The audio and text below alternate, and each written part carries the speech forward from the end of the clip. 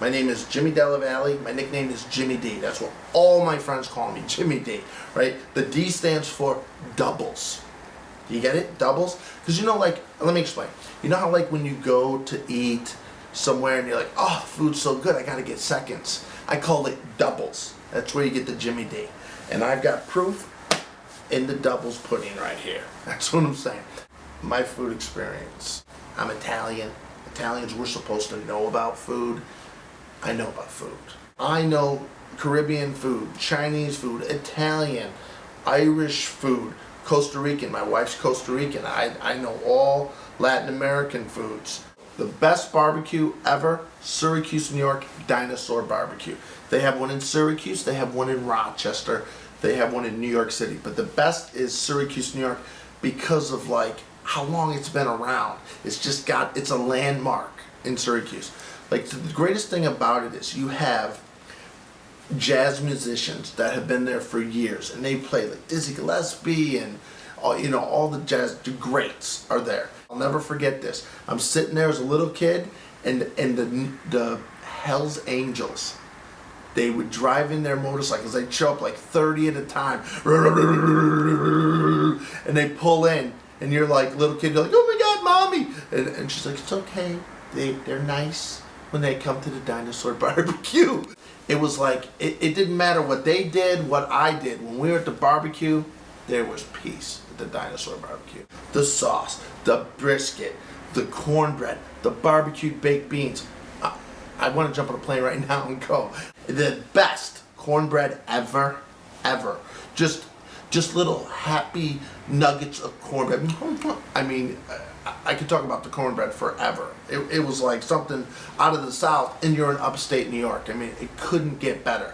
Then they have the barbecued baked beans. I don't know if you ever had barbecued baked beans, but I think I need a cigarette because they're pretty orgasmic. That's all I'm saying. Short funny story, got a million of them, but the funniest one was, it was just on my 40th birthday.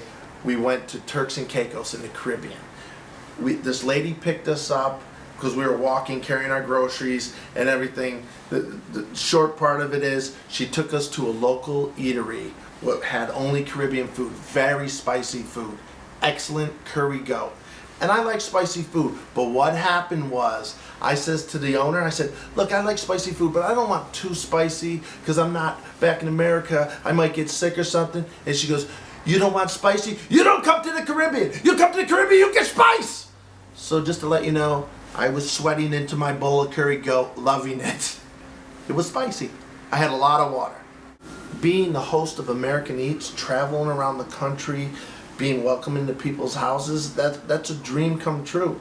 My love affair will take off. My wife won't know anything about it with the food.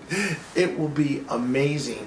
And from, I don't know, a guy next door's point of view, me, an Italian kid from New York, psst, what's better than that? I'm your guy. What makes me uniquely qualified? Well, let's look. I think this is called qualification right here. Yeah, I'm qualified. I'm a foodie till I die. I have a love affair with food. A love affair. Yeah, do me a favor. Don't tell my wife. That doesn't sound right. I've been a stand-up comedian for 20 years. I travel the country doing comedy, and I make it my point to go into every town and find out. It's pretty much my special assignment to find out the best place to eat. Hot dogs, pizza, seafood, Chinese food, any food. I'm a foodie till I die. I'm completely qualified for this job. You show me someone that says I'm not, and I'll eat them.